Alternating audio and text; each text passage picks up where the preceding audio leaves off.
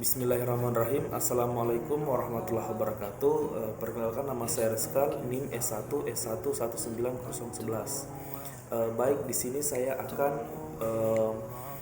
mengklasifikasi sebuah data yang saya dapat dengan menggunakan metode algoritma K-means.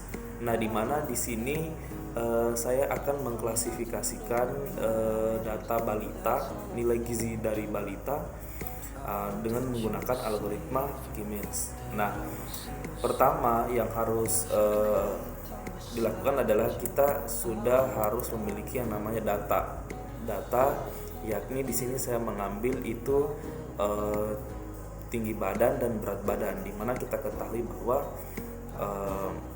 data ini tentunya seperti tinggi badan ataupun berat badan itu biasa dilihat dari berapa kadar gizi yang ada di dalam tubuh seorang bayi atau balita, seperti itu. Misalnya kayak kenapa kemudian tinggi dan berat badan seseorang itu berbeda-beda, karena kadar kebutuhan gizi atau kecukupan gizinya itu berbeda-beda. Nah, di sini saya memiliki data, yaitu ada 91 data balita dengan tinggi dan berat badan berbeda-beda. Nah, ini nantinya akan saya klasifikasikan ke dalam algoritma K-means, seperti itu. Namun sebelumnya kita harus menormalisasikan dulu data ini. Seperti data ini dengan menggunakan rumus, itu nilai normalisasi sama dengan nilai maksimum dikurang dengan nilai minimum, lalu nilai awal dikurang dengan nilai minimum. Nah, rumusnya itu sama, contohnya misalnya nilai normalisasi sama dengan nilai awal dikurang dengan nilai minimum, lalu diper nilai nilai maksimum dikurang dengan nilai minimum, seperti itu. Maka nanti akan dihasilkan data normalisasinya seperti ini. Karena kalau kita menggunakan data ini tentunya jaraknya itu sangat berjauhan.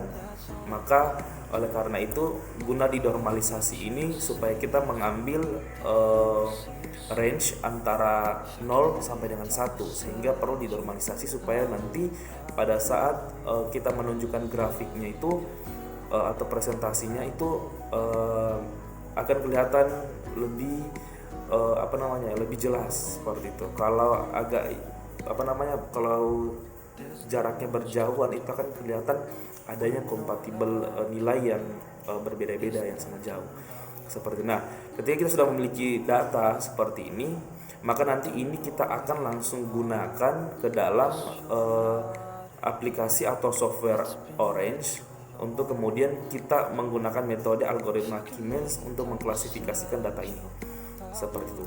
Langsung saja kita buka pada aplikasi K-means Orange-nya. Nah, di sini saya akan menjelaskan langkah-langkahnya, di mana langkah pertama yaitu kita klik file.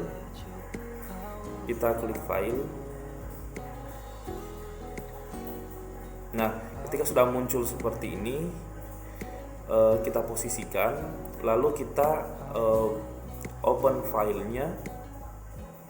Setelah itu kita mencari data yang kita butuhkan. Nah, di sini kita lihat data normalisasi. Nah, data normalisasi inilah yang kemudian kita akan klasifikasikan. Langsung kita klik saja datanya. Nah, datanya akan muncul seperti ini. Lalu kita open. Nah, di sini sudah akan muncul tinggi badan dan berat badan, seperti itu. Lalu kita keluar, otomatis datanya sudah ada dalam file ini. Lalu selanjutnya kita kita harus lihat dulu data dalam file ini dengan menggunakan data tabel. Kita open. Nah, di sini sudah ada data dari balita dengan tinggi dan berat badan yang sesuai dengan data yang saya kumpulkan tadi. Lalu selanjutnya kita menggunakan K-means. kita menggunakan key means.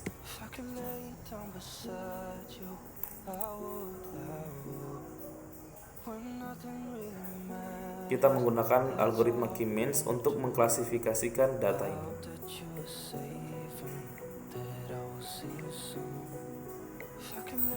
Nah, kita di sini bisa mengatur berapa kelas yang kita gunakan untuk mengkategorikan data yang ada dalam file tadi. Nah, di sini saya mengambil 5 klaster. Nah, di sini kita open algoritma key means-nya, lalu kita bisa atur berapa kelas yang kita gunakan untuk mengklasterkan data balita ini. Nah, kita di sini akan menggolongkan 5 klaster untuk menentukan nilai gizi atau ibarat jenis kadar gizi dari seorang bayi itu. Gitu. Nanti kita lihat sebentar. Jadi setelah seperti ini, lalu kita bikin lagi data tabel untuk melihat klasifikasi dari data yang kita punya. Nah, di sini. Jadi klasternya itu ada 5. Jadi C1 sampai C5 akan menentukan atribut-atributnya untuk kemudian mengklasterkan dari data dari balita ini. Seperti itu. Selanjutnya kita bikin kelas untuk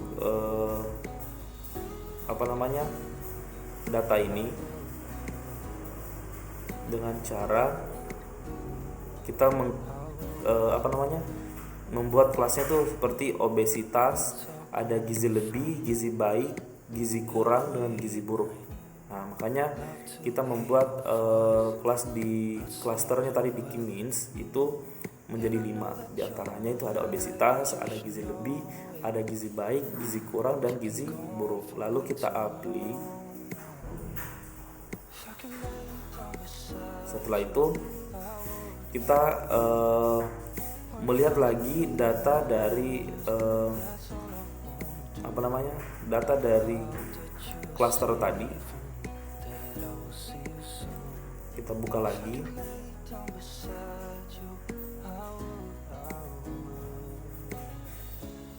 Nah, ini belum menunjukkan klasternya, otomatis tetap sama.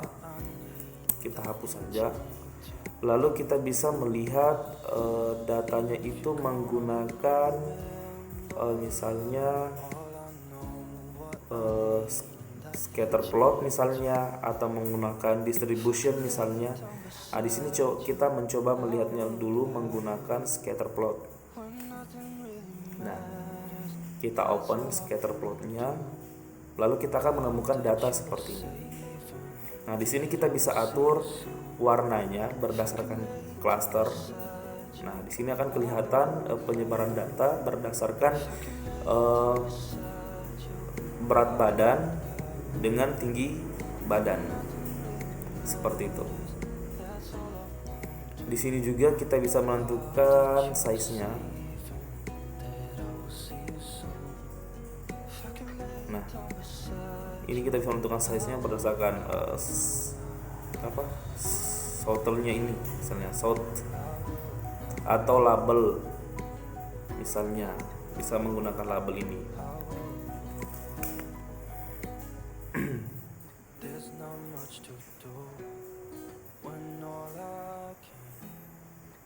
Lalu bagaimana kemudian kita melihat klaster tadi?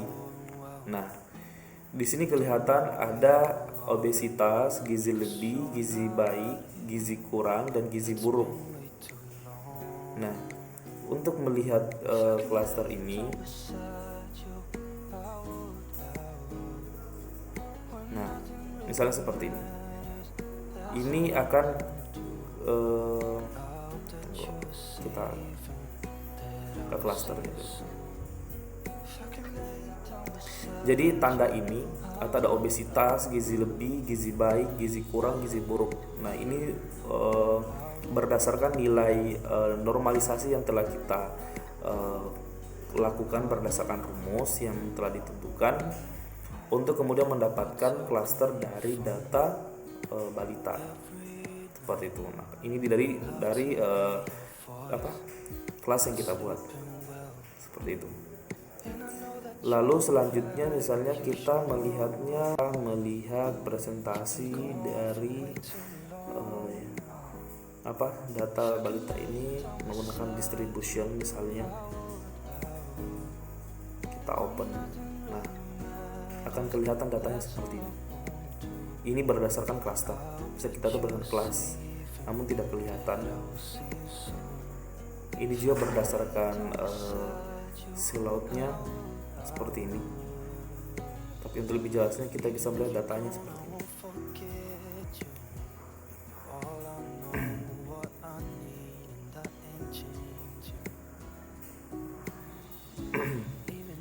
Mungkin itu saja yang bisa saya sampaikan pada penjelasan dari